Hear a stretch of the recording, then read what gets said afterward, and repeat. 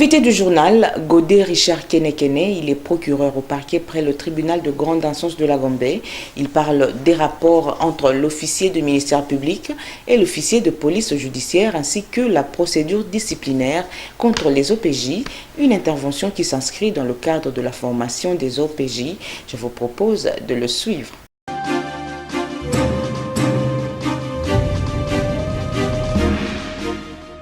Monsieur le procureur, bonsoir. Bonsoir, madame. Vous venez d'échanger longuement avec les officiers de police judiciaire au sujet de leur rapport avec les officiers du ministère public, mais aussi sur la procédure disciplinaire. Mais on a senti quand même une forte hésitation avant que vous puissiez accepter d'accorder une interview au journal judiciaire. Est-ce que vous avez peur de la caméra?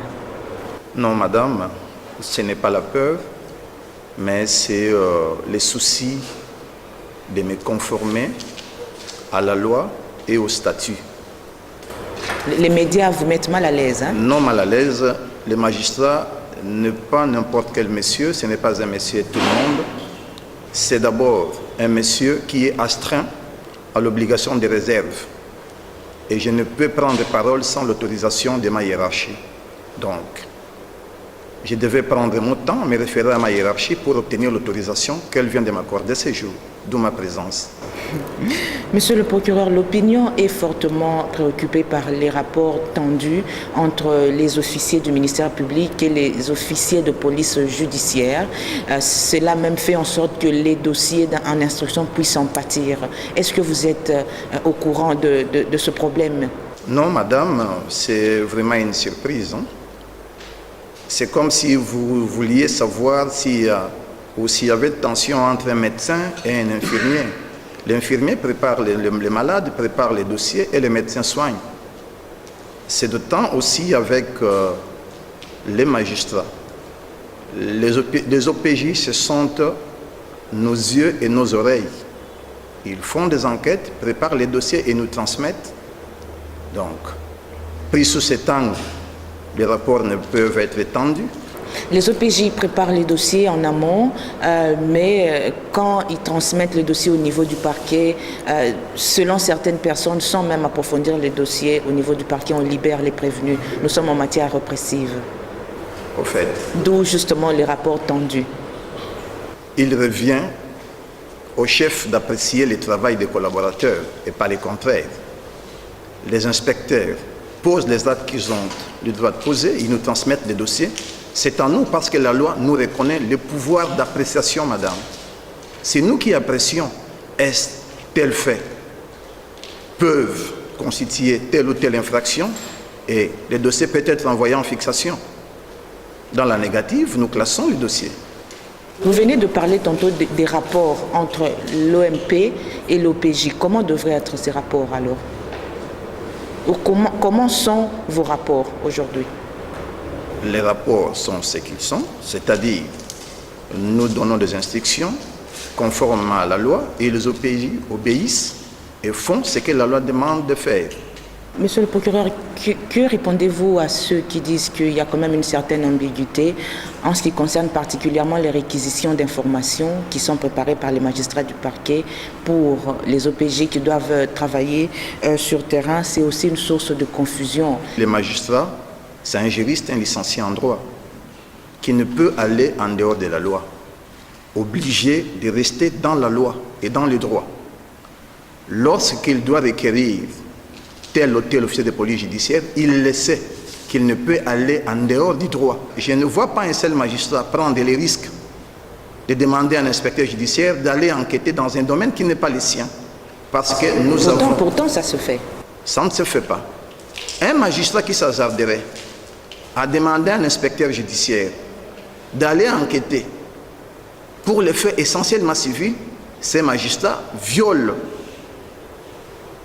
les instructions et va en rébellion contre la note circulaire de M. le Président de la République de 2009 qui interdit l'instruction des dossiers que nous appelons chez nous au parquet des dossiers RFNI, donc registre des faits non infractionnels.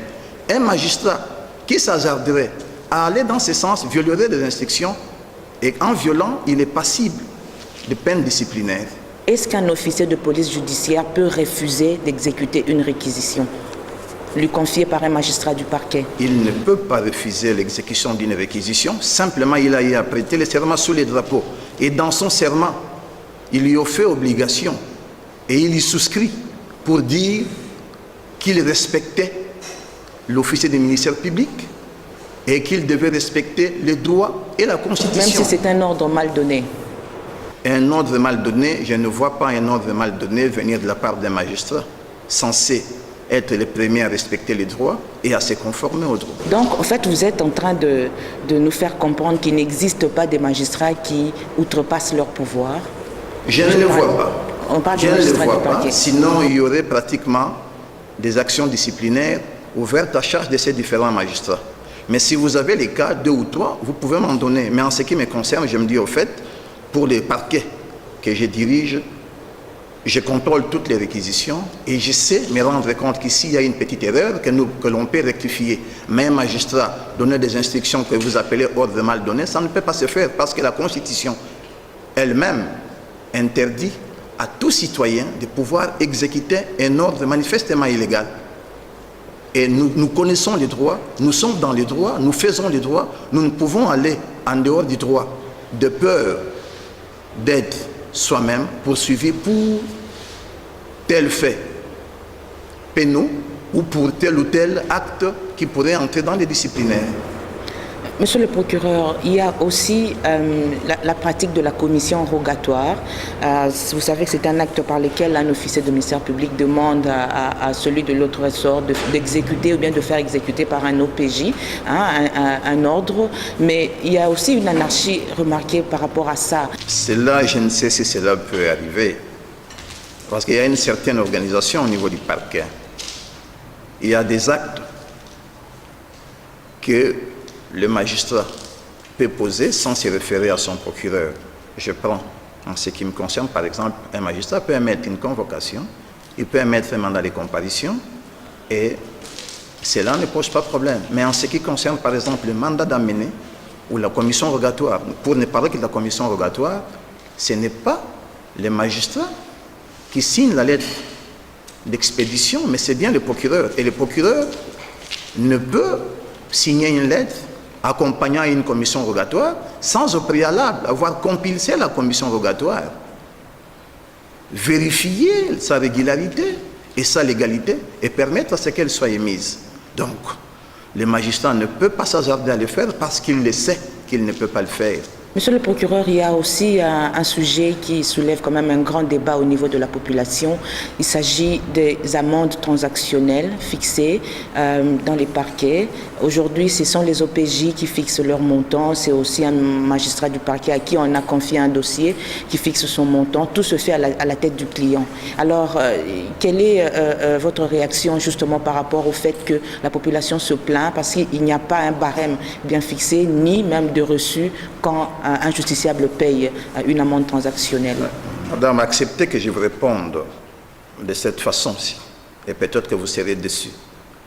Nous sommes régis par le principe de la légalité des peines et des infractions. Donc, nous ne pouvons aller en dehors du droit. Nous restons dans le droit. Mais la question que vous me posez, c'est vrai. C'est une pratique d'ailleurs courante. Ce n'est pas une pratique, mais les amendes sont du domaine légal.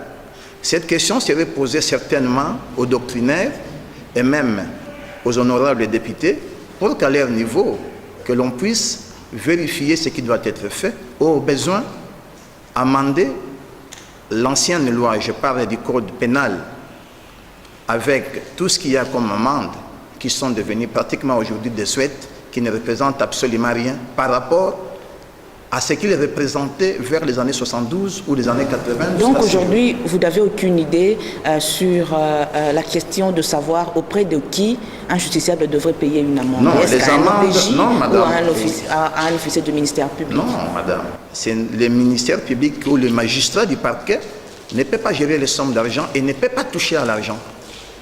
Quand il propose, c'est une proposition, je prends le cas des amendes transactionnelles, les magistrats proposent à l'inculpé le classement du dossier par amende transactionnelle.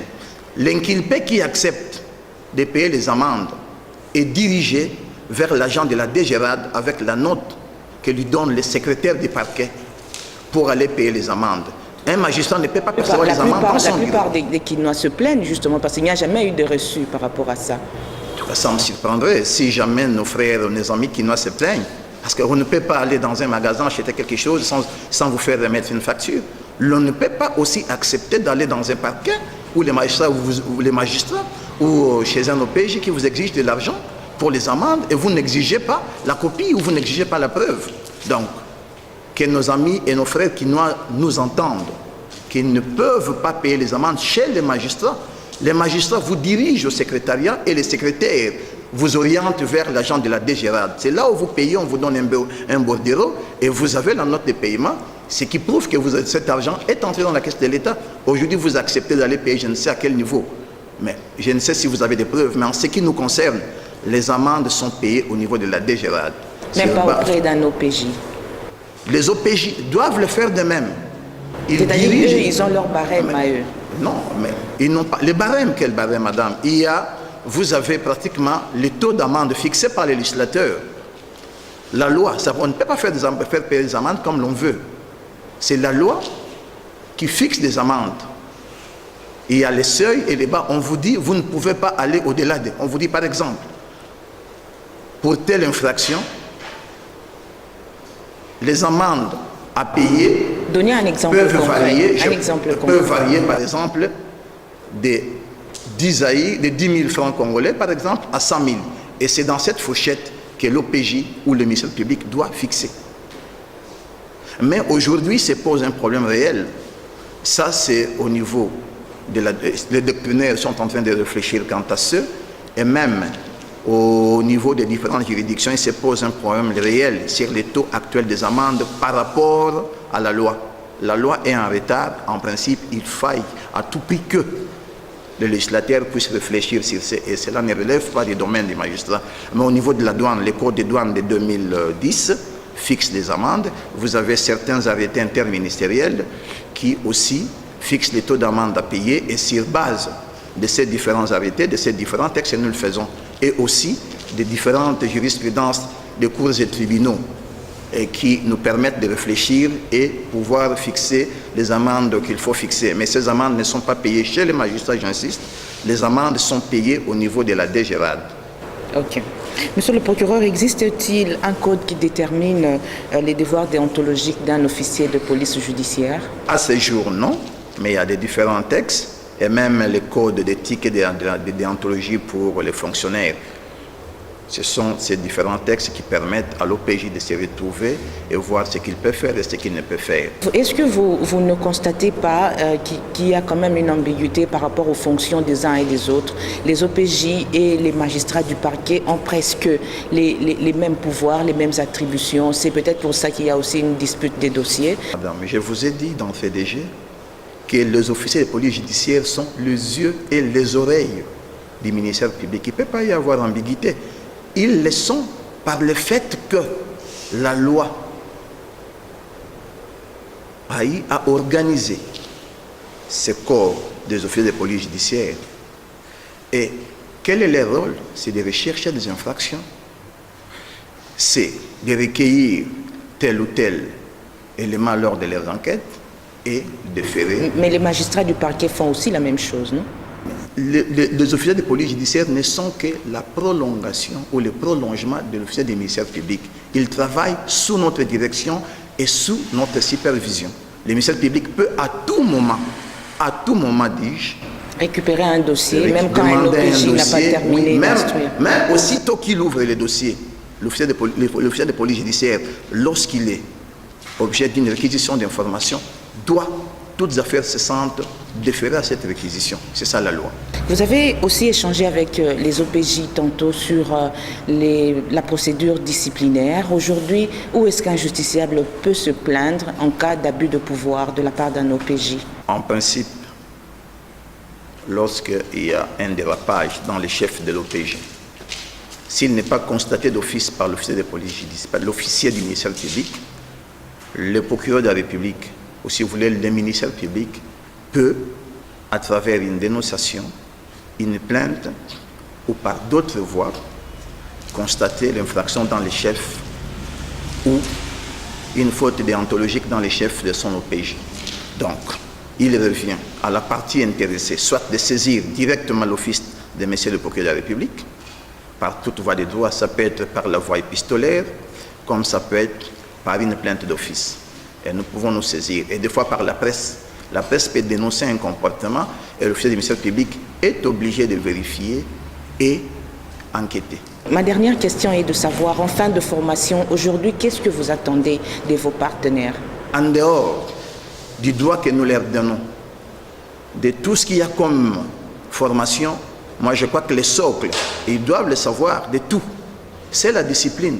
Lorsque l'on est au PJ, on n'est pas discipliné, sa place n'est pas dans le corps, c'est en dehors du corps. Et c'est ce que d'ailleurs nous avons dit aux OPJ.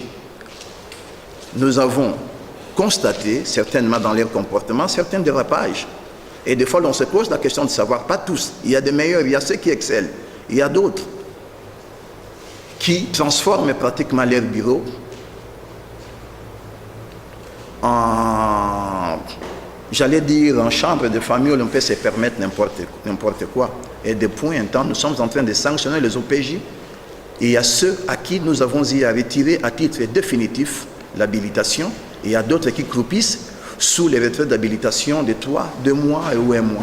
Combien vous avez déjà sanctionné? Depuis que celui-là, il y a 2 qui sont sanctionnés. Il y a un qui est sous le coup de la procédure parce que l'on ne peut pas y aller sans respect de la procédure.